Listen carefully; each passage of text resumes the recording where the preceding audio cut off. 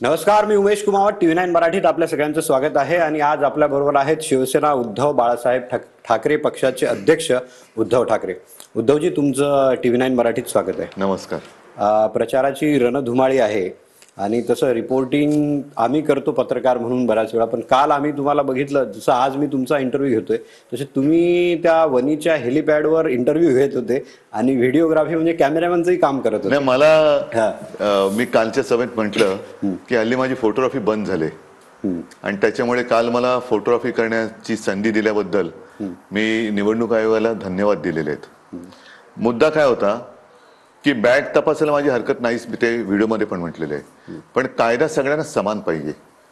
मग जसा कायदा मला आहे तसाच तो कायदा मोदी, शहा आणि इथले 3 तिघाडं सरकार त्यांच्या प्रमुखांना सुद्धा पाहिजे, कारण ते सुद्धा प्रचारक म्हणून येत आहेत.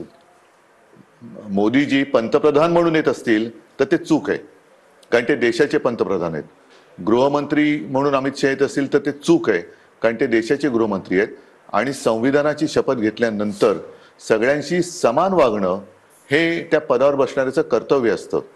ते कर्तव्य तुम्ही चुकवता आणि माझ्यासारखे प्रचार करायला तुम्ही येत असाल तर मग त्यांच्याही बॅगा ह्या तपासल्या गेल्याच पाहिजेत.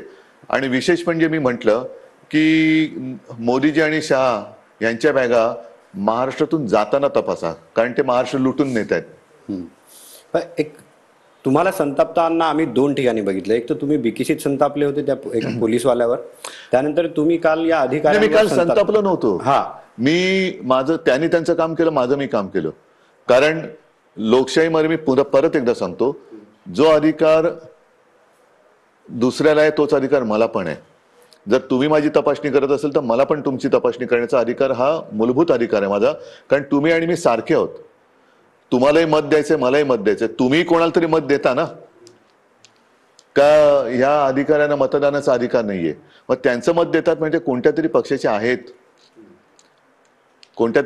आहेत. मग तुम्ही जर मत देणार असाल आणि मतदाता म्हणून, मी सुद्धा मतदाता आहे, मी प्रचारक आहे पण मतदार आहे मी, त्याच्यामुळे मी मतदार म्हणून तुम्ही माझी तपासणी करणं, तर तुम्ही मतदार म्हणून तुमची तपासणी का नाही करायची, हा माझा सवाल आहे. आणि हे जे प्रचारक येत आहेत हे एकतर आता आज मला वाटतं ते सोलापूर, पुणा वगैरे तुम्ही रिपोर्टिंग करा आणि टीव्हीवरती दाखवा.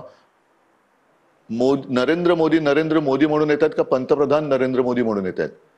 मग ते सुद्धा जसं आम्हाला ज्या काही सोयी सुविधा उपलब्ध आहेत, पण ते येणार असतील तर बाकीच्या सगळ्यांसाठी एअरपोर्ट बंद केला जातो, रस्ते बंद केले जातात. पंतप्रधान आहेत ना, आहेत पण त्यांनी पक्षाचा प्रचार करणं चुकीचं आहे, कारण त्यांनी सगळ्यांशी सारखं वागलं पाहिजे. पंतप्रधान म्हणून तुम्ही तुमच्या सत्तेचा दुरुपयोग करणं, आणि हाच तर माझा प्रश्न. मग त्यांची बॅग तुम्ही का तपासत नाही?